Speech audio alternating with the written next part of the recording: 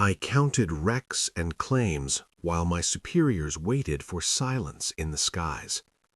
Each report said the losses were heavy, yet the formations returned, repaired, and ordered again. The doctrine said attrition would end it. The numbers on my desk said otherwise. I filed the facts and listened to the bombers pass overhead once more. By the summer of 1943, the air war over occupied Europe had entered a new phase. On 17 August 1943, the western regions of the German Reich and its occupied territories faced sustained daylight bombing by the United States Army Air Forces. These operations were conducted primarily by the 8th Air Force, operating from bases in eastern England, and were intended to strike industrial targets deep inside Germany. The American strategy relied on massed formations of heavy bombers flying in daylight, defended by interlocking machine gun fire, and guided by the belief that such formations could fight their way to targets and back without continuous fighter escort. On that August morning, the operational situation was tense but familiar to German air defense authorities. Radar stations along the coast reported large formations lifting from English airfields. Signals units forwarded tracking data to sector commands. Fighter control rooms began the methodical process of assigning intercepts. Nothing in the initial reports suggested an unusual deviation from the pattern established earlier in the year. In occupied France, near the headquarters of Luftwaffe III, a mid-level Luftwaffe intelligence officer began his workday as he had on many previous bombing days. His responsibilities were administrative and analytical rather than operational. He reviewed after-action summaries, compared pilot claims with wreckage reports, and assembled daily intelligence briefs for senior staff. His role required precision and restraint. Claims of enemy losses were to be verified where possible, not celebrated. Inflated numbers had caused problems before. The officer had been trained to approach air combat statistics with caution. The Luftwaffe had learned early in the war that bomber formations could absorb damage and still return to base. Likewise, fighter pilots often overestimated the effect of their attacks. The intelligence section existed to impose discipline on these impressions, to convert combat reports into usable assessments. That morning, initial signals indicated that American bombers were penetrating far deeper than usual. Some formations appeared to split, heading on divergent courses. This was noted but not immediately alarming. The Americans had conducted diversionary tactics before, sending one force to draw fighters while another struck the primary target. By midday, reports began arriving from multiple sectors. Interceptor units claimed heavy successes. Wreckage had been observed falling near airfields, towns, and open countryside. Anti-aircraft batteries reported damaged aircraft breaking formation. Railway police sent notices of crashed bombers blocking secondary lines. Field units telephoned headquarters with preliminary counts. The intelligence officer began compiling these inputs, entering them into standardized forms. He noted time, location, reporting unit, and nature of the claim. The process was routine, but the volume was not. By early afternoon, the number of claimed American aircraft destroyed exceeded what had been typical even on the most active days. At this stage, caution remained the guiding principle. Many claims overlapped geographically. Some aircraft reported as destroyed might later prove to have landed elsewhere. Others might be double-counted by fighter and flak units. The officer marked these entries for later reconciliation. By late afternoon, however, additional information complicated the picture. Radar stations reported bomber formations exiting German airspace in significant numbers. Observers along the western approaches saw formations crossing back toward the channel. Some were reduced in size, their formations looser, but they were clearly organized units, not scattered remnants. This presented a familiar analytical problem, reconciling high loss claims with observed withdrawals. The officer had encountered this discrepancy before. Typically, closer examination would reveal that many claimed losses were damaged aircraft that nonetheless returned to base, or that multiple units had fired on the same bomber. Yet the scale of the claims this time was difficult to ignore. Fighter groups reported sustained engagements over long distances. Anti-aircraft units recorded prolonged firing periods at high altitude. Some bomber formations had been tracked for hours. The accumulated data suggested an operation of unusual intensity. As evening approached, reports from southern Germany confirmed that at least one American bomber force had reached its target area, released its bombs, and departed. Industrial facilities near Regensburg and Schweinfurt had been struck. Damage assessments were still preliminary, but the fact of the attacks was clear. The intelligence officer adjusted his preliminary summary. He noted that despite severe defensive action, American bombers had penetrated to multiple strategic targets. He also noted that claims of losses required careful validation. This phrasing was standard and uncontroversial. What drew his attention, however, was the persistence of the American formations. Earlier in the year, daylight raids that suffered heavy opposition had often been followed by pauses. Units would stand down to reorganize, repair aircraft, and absorb losses. Yet the pattern emerging from signals intercepts and reconnaissance suggested that the 8th Air Force was preparing further missions without significant delay. This observation did not yet constitute a problem, but it raised questions about assumptions embedded in German air defense doctrine. The Luftwaffe had long believed that sustained attrition would eventually force the Americans to reduce daylight operations. Heavy losses, especially among bomber crews, were expected to have a cumulative effect. In the days following the August raid, the intelligence officer continued to monitor incoming data. Repair depots reported damaged bombers arriving in England. Reconnaissance flights photographed airfields showing signs of rapid aircraft turnaround. Replacement aircraft were observed in transit. None of this was definitive on its own, but taken together it suggested a level of resilience that exceeded earlier estimates. Within the intelligence section, these observations were discussed cautiously. No formal challenge to doctrine was made. The prevailing view remained that the Americans could not sustain such losses indefinitely. The August operation was interpreted as an exceptional effort, costly and therefore self-limiting. The officer incorporated these assumptions into his reports as required. His task was not to question strategic policy, but to provide accurate information within the accepted framework. Still, he retained copies of raw data and made personal notes in the margins of his working files. These notes recorded discrepancies, unresolved overlaps, and observations that did not fit cleanly into established conclusions.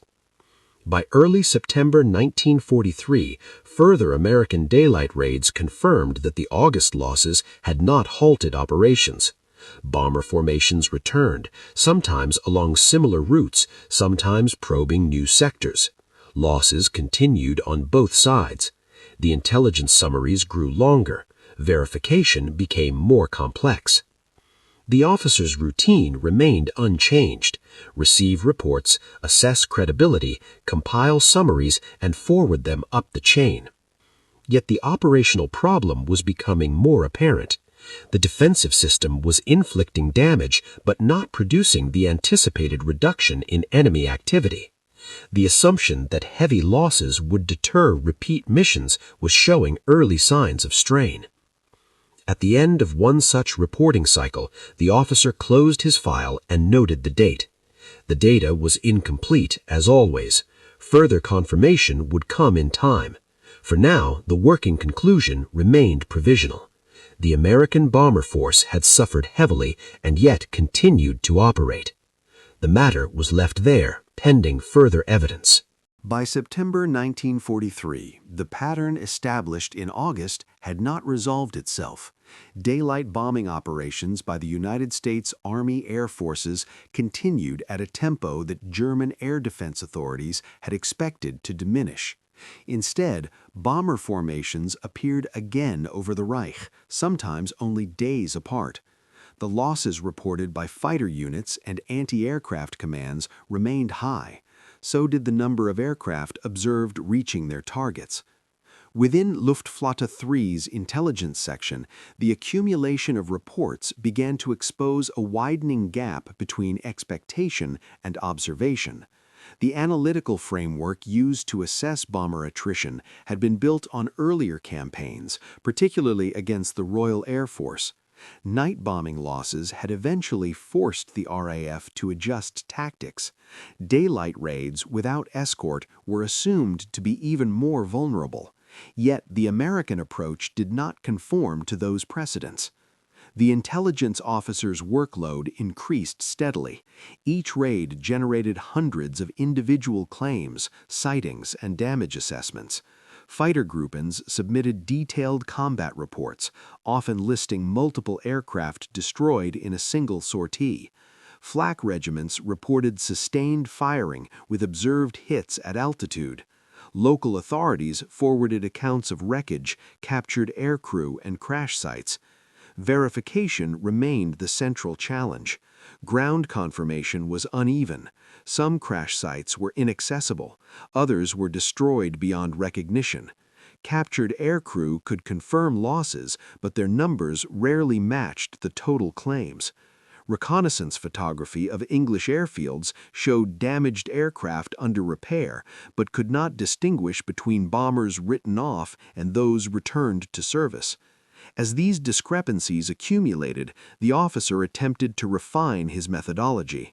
He cross-referenced timestamps to reduce double counting. He separated claims made under heavy cloud from those with visual confirmation.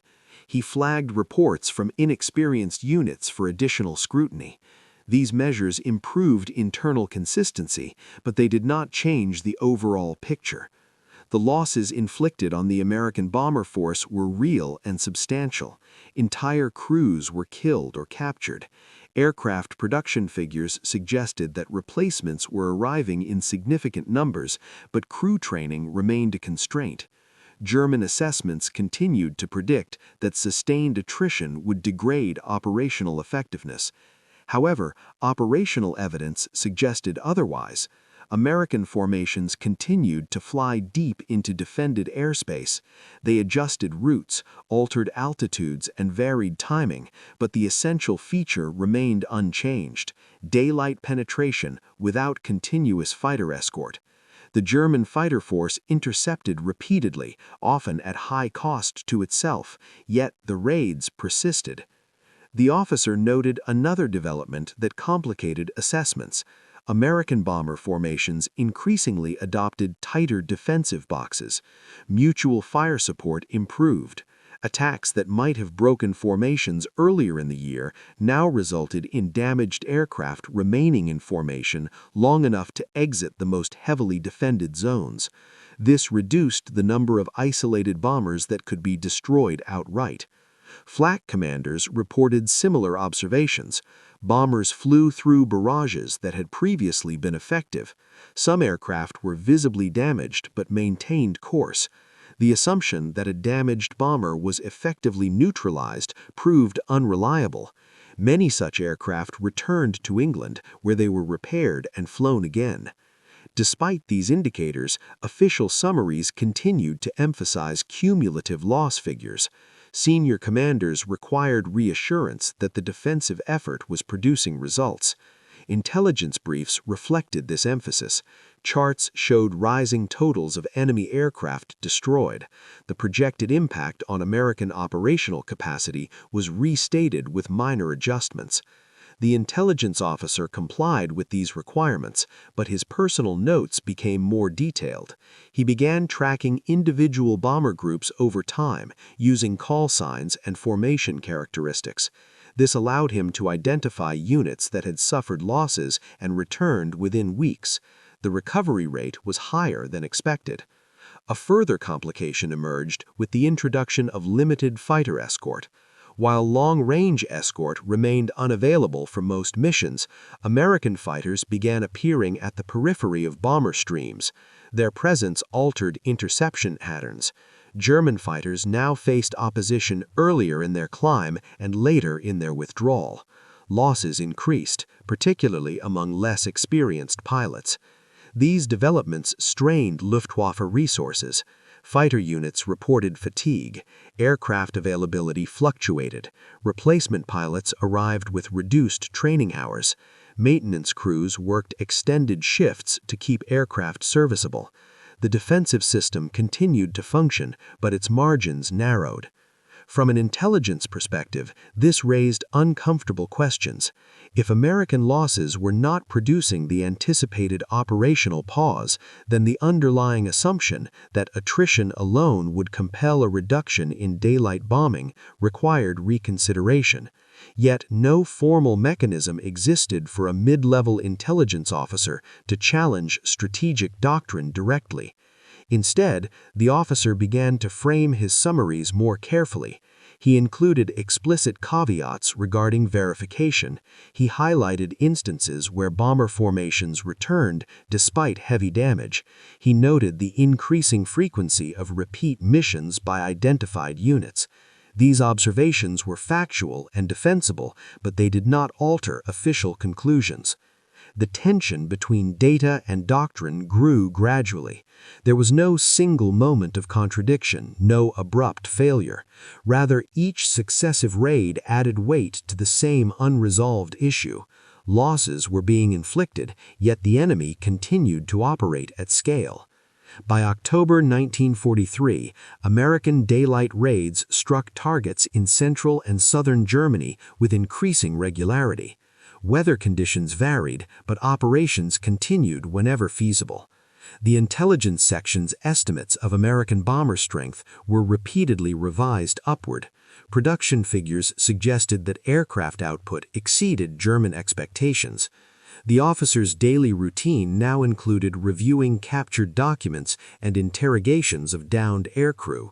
These sources provided insight into American training and replacement systems. Crews described rapid transitions from training to combat. Losses were acknowledged but framed as expected costs. Morale remained adequate. This information further complicated attrition models. If replacement pipelines were sufficient to offset losses, then the defensive strategy required adjustment. Yet such conclusions lay beyond the remit of the intelligence section. The officer recorded the data and forwarded it. Internally, discussions became more cautious. Senior intelligence staff avoided explicit predictions. Briefings focused on immediate operational facts rather than long-term projections. The language shifted slightly from assertions of inevitability to statements of probability. Still, the official position remained intact. The American bomber force was suffering heavy losses. Continued pressure would eventually produce results. The officer noted this phrasing and archived his notes accordingly. By late October, another series of raids demonstrated the persistence of the problem. Bombers returned along routes previously considered too costly. Interceptions achieved tactical successes but did not disrupt the overall operation. The intelligence officer closed his monthly summary with the same provisional conclusion he had written weeks earlier. The enemy had suffered heavily and yet continued to operate. The discrepancy remained unresolved. By the end of October 1943, the accumulation of evidence had reached a point where routine explanations no longer satisfied those responsible for assembling them. The American bomber force continued to return after missions that, by earlier standards, should have forced a pause. Losses were no longer isolated spikes tied to specific operations, but a sustained condition of daylight bombing over the Reich. Within the Luftwaffe intelligence structure, this did not produce an open challenge to existing doctrine. Instead, it created a quiet shift in emphasis. Analysts began paying closer attention to what survived rather than what was destroyed. The intelligence officer at Luftfloat 3 adjusted his working files accordingly. He still recorded loss claims, but he also began tracking aircraft that were damaged and yet reappeared in subsequent operations. This adjustment was unofficial. No directive instructed him to do so. It emerged from necessity. Traditional summaries focused on confirmed kills no longer explained the operational reality. The question that increasingly shaped his work was not how many bombers were lost, but how many were still available to fly. The change became apparent during a series of raids in early November. American bomber formations struck targets in western and central Germany on consecutive days. Weather conditions were unfavorable and navigation errors were reported, yet the raids proceeded. Fighter interceptions were intense. Flak concentrations were heavy. Reports of damaged and destroyed bombers filled the channels as usual. What differed was the follow-up. Reconnaissance imagery taken days later showed familiar aircraft silhouettes on English airfields. Some bore visible repairs, others were newly arrived replacements, but their numbers suggested a rapid turnover that German planners had not fully accounted for. The intelligence officer compared these images with earlier records. Several bomber groups appeared operational despite having been listed as heavily attrited. This comparison did not prove that losses were overstated. It did, however, demonstrate that loss rates alone were an insufficient measure of operational degradation. The officer noted this distinction in his working papers, careful to phrase it as an observation rather than a conclusion. At the same time, fighter units reported changes in American tactics. Bomber formations were more disciplined, stragglers were fewer, crews appeared better trained in damage control. Aircraft that might once have fallen out of formation now maintained position long enough to cross the most dangerous zones. This reduced the effectiveness of piecemeal attacks. The intelligence officer incorporated these reports into a broader assessment. He observed that the American bomber force was adapting faster than expected. This was not unprecedented. Allied forces had adjusted tactics before. What concerned him was the speed of adaptation relative to loss rates.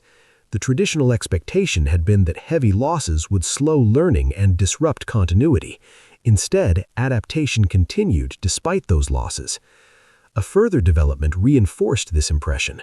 Interrogations of captured aircrew increasingly referenced standardized procedures for handling damage, rejoining formations, and continuing missions under adverse conditions.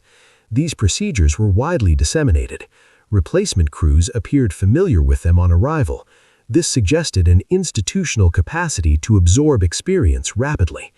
None of this contradicted existing data, but it reframed it. The American bomber force was not merely enduring losses, it was functioning within an accepted loss framework. Attrition, while costly, was integrated into planning rather than treated as an exceptional outcome. For the intelligence officer, this realization marked a turning point in how he approached his work. He continued to fulfill formal requirements, but he also began compiling parallel summaries for internal use. These documents focused on sortie rates, turnaround times, and the reappearance of identified units. They were not circulated widely, but they informed discussions within the intelligence section. The risk associated with this approach was limited but real. Intelligence assessments that diverged too sharply from official expectations could be dismissed, or worse, interpreted as defeatist. The officer avoided overt conclusions. Instead, he relied on comparative data and neutral phrasing. The opportunity to present these observations arose during a routine briefing preparation in mid-November. Senior staff requested a consolidated assessment of American daylight bombing effectiveness and expected sustainability. This was a standard request, repeated periodically. The officer contributed a section addressing operational continuity. In his draft, he included a carefully worded paragraph noting that several bomber groups identified as heavily damaged in previous operations had returned to service within weeks. He cited reconnaissance imagery and signals intercepts as sources. He did not challenge loss figures directly. He did not speculate on long-term outcomes. He confined himself to observable facts. When the draft was reviewed, the paragraph prompted discussion. Some staff members questioned the interpretation. Others acknowledged the data but emphasized that cumulative losses still favored the defense. The paragraph remained, slightly edited for tone. This exchange did not alter policy, but it validated the officer's analytical approach. His observations were now part of the official record, however cautiously framed. Operational developments continued to underscore the issue. Late November raids reached targets previously considered marginal due to distance and defensive density. Fighter escort coverage expanded incrementally, complicating interception plans. German fighter losses mounted, particularly among experienced pilots. The intelligence officer noted that defensive effectiveness was becoming uneven. Some sectors achieved high success rates, others struggled to assemble sufficient interceptors in time. The system functioned, but coordination demands increased. At this stage, the officer began to perceive the problem less as a failure of individual components and more as a limitation of the overall model. The defensive system assumed that sustained pressure would degrade the attacker faster than the defender. The evidence suggested that this assumption required qualification. He did not articulate this as a formal critique. Instead, he continued to refine his data collection. He tracked sortie counts over rolling periods. He compared estimated American losses with observed operational capacity. The trends were clear, even if their implications were not officially acknowledged. By early December 1943, the American bomber force conducted another series of deep raids. Weather again complicated operations. Losses were heavy, yet the formations returned days later. The intelligence officer updated his files and noted the pattern. At the end of one reporting cycle, he paused over his notes. The material no longer fit neatly into established categories. The question was no longer whether the Americans could be hurt, it was whether hurting them in this way achieved the intended effect. This realization did not lead to immediate action. There was no authority to propose alternative strategies from his position. The only available response was continued documentation. The officer closed his file for the day, aware that his role had shifted subtly. He was no longer merely recording the results of operations. He was tracking the limits of the assumptions that guided them. By December 1943, the consequences of the preceding months were increasingly difficult to separate from the structure that had produced them. American daylight bombing operations continued despite persistent losses. German air defenses remained active and inflicted damage regularly, yet the operational outcome, continued penetration and return, had become routine rather than exceptional. Within Luftwaffe III, the intelligence summaries grew more cautious in tone. Loss figures were still reported, but estimates of their strategic impact were expressed with greater restraint. This shift did not result from a formal directive. It reflected a growing awareness among staff officers that earlier projections had not materialized as expected. The intelligence officer's internal assessments now circulated more widely within the section. His emphasis on sortie continuity, repair rates, and unit reappearance had gained acceptance as a necessary supplement to traditional loss accounting. Even so, these assessments encountered limits when presented beyond the intelligence branch. Senior operational commanders remained focused on immediate defensive performance. Fighter units were under pressure to increase interception rates.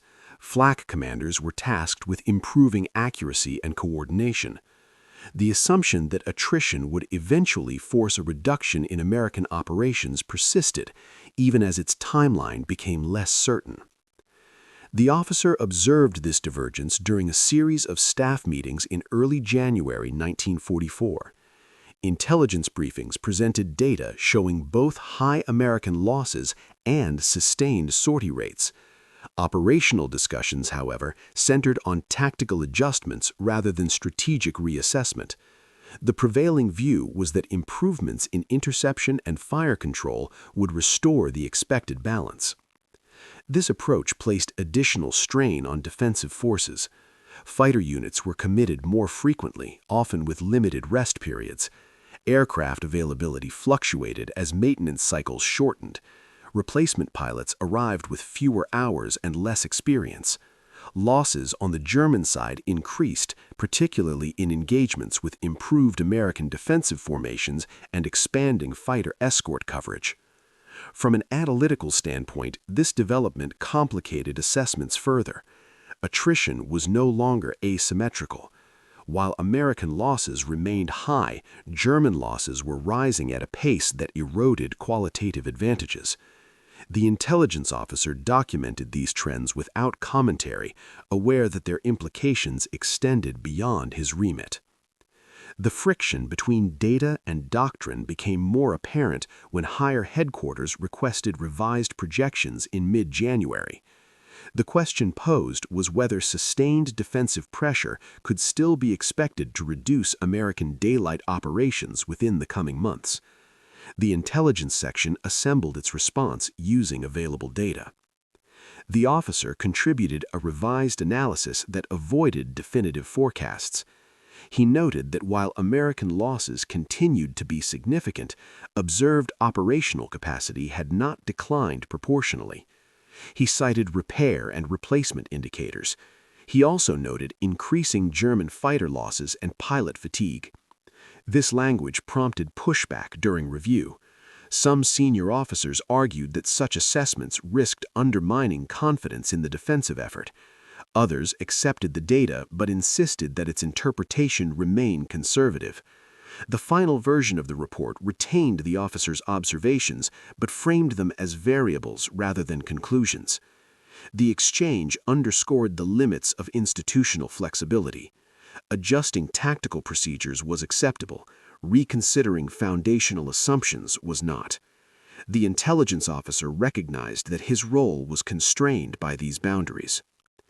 Operational developments continued to reinforce the problem. In late January and February 1944, American bomber formations returned repeatedly, often accompanied by longer-range fighter escorts. Interceptions occurred earlier and later along the routes. German fighters faced increased opposition, reducing the effectiveness of traditional attack patterns. The intelligence officer tracked these changes carefully. He noted that bomber losses per sortie showed signs of stabilization rather than increase. Defensive improvements were offset by enemy adaptation. This equilibrium did not favor the defender in the long term, but such conclusions remained implicit. Within the intelligence section, discussions grew more subdued. The initial confidence that had accompanied earlier loss claims gave way to a more measured tone. Reports emphasized complexity and uncertainty. Charts showed trends rather than totals. The officer's personal notes reflected this evolution. He recorded not only what happened, but what did not. Predicted pauses did not occur. Expected declines did not materialize. Each absence was noted alongside confirmed events. By February's end, the American bomber force demonstrated its ability to sustain operations even under adverse conditions. Weather disruptions caused temporary delays, but the overall tempo remained high. The officer updated his files accordingly. The institutional response was incremental. Tactical refinements were ordered. Training programs were adjusted. No comprehensive reassessment of strategy was announced. The defensive system continued to function within its existing framework. For the intelligence officer, the stakes were now clear. His work no longer influenced immediate operations, but it documented the widening gap between expectation and outcome. This documentation carried its own risks. Reports that deviated too far from accepted narratives could be marginalized. He continued, nonetheless, adhering strictly to verifiable data. His summaries became models of restraint. They did not predict failure. They did not assign blame. They recorded what could be observed. As February 1944 drew to a close, the operational problem remained unresolved. American bombers returned after heavy losses. German defenses inflicted damage but did not achieve the anticipated deterrent effect. The system persisted, strained but intact. The intelligence officer closed his latest report and forwarded it up the chain. The data spoke for itself, even if its implications were left unspoken. By March 1944, the continuation of American daylight bombing operations could no longer be treated as a temporary anomaly. The operational pattern observed since late summer of the previous year had solidified into a sustained condition. Heavy bomber formations crossed into German airspace regularly, absorbed losses, delivered their ordnance, and returned in numbers sufficient to repeat the process. Within the Luftwaffe intelligence system, this persistence prompted a gradual recalibration of language, if not of doctrine. Official summaries no longer projected imminent operational exhaustion of the American bomber force. Instead, they described a prolonged contest of resources, training, and industrial capacity. This shift was subtle and rarely explicit, but it marked a departure from earlier expectations. The intelligence officer at Luftwaffe 3 continued his work with the same procedural discipline that had defined his role since the beginning of the campaign. His files now spanned months of comparative data. They documented not only loss figures, but patterns of recovery, replacement, and adaptation.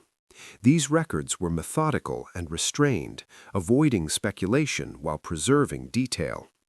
As preparations for Allied operations in Western Europe intensified, American air activity increased further.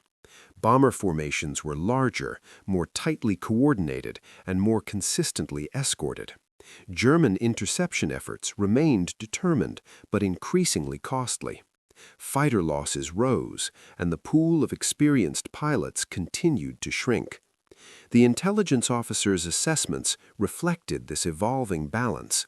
He noted that American losses, while still significant, did not disrupt operational continuity. He also noted that German defensive losses now carried greater weight due to training and replacement constraints. These observations were incorporated into longer-term intelligence reviews requested by higher headquarters. Institutional responses followed established patterns. Defensive tactics were refined. Training syllabi were adjusted to accelerate pilot throughput. Technical improvements to aircraft and armament were pursued. No single document acknowledged a fundamental shift in strategic assumptions, but the cumulative effect of these measures suggested a recognition of a changed environment. By late spring 1944, the officer's role became increasingly archival. Operational decisions were driven by immediate necessities rather than predictive assessments. His summaries were used to inform resource allocation and to provide historical context for ongoing operations. The emphasis shifted from forecasting outcomes to managing endurance. Captured documents and post-mission interrogations continued to confirm American acceptance of losses as a planned component of their strategy. Replacement systems functioned efficiently. Crew rotation policies evolved to balance experience and sustainability. These details were recorded without comment. The officer remained careful to avoid interpretive language. His reports adhered strictly to verified observations. In doing so, they provided a reliable record of how the air war had unfolded over time, free from retrospective justification or rhetorical emphasis. As the summer of 1944 approached, the focus of operations expanded beyond strategic bombing. Preparations for a major Allied landing altered priorities on both sides. Air defense resources were redistributed. Intelligence attention shifted accordingly. The officer's final comprehensive summary of the daylight bombing campaign, completed shortly before his reassignment to another section, reflected the accumulated evidence of the preceding year. It stated, in measured terms, that American bomber forces had demonstrated the capacity to sustain repeated operations despite heavy losses. It also noted that defensive measures, while tactically effective, had not achieved a decisive reduction in enemy activity. The document did not draw conclusions beyond these points. It offered no recommendations. It simply recorded what had been observed, verified, and corroborated. In the months that followed, the broader course of the war would be shaped by events far beyond the scope of any single intelligence officer's work. Yet the records he and his colleagues compiled remained. They formed part of the institutional memory of an air campaign defined not by a single decisive moment, but by endurance under pressure. For Axis officers accustomed to interpreting attrition as a path to deterrence, the repeated return of American bombers after heavy losses required adjustment. That adjustment occurred gradually, unevenly, and without public acknowledgement. It was reflected not in proclamations, but in the quiet recalibration of expectations. The intelligence officer's contribution lay in his adherence to method over assumption. By documenting continuity alongside loss, he helped preserve an accurate account of events as they unfolded. His work did not alter policy, but it ensured that future assessments would rest on evidence rather than presumption. Today, these records offer insight into how institutions confront the limits of their own frameworks. They remind us that endurance, adaptation, and administrative rigor can be as consequential as firepower. If you value historically grounded accounts of overlooked roles and quiet assessments that shaped understanding rather than headlines, consider following this channel for more documented stories from the margins of World War II.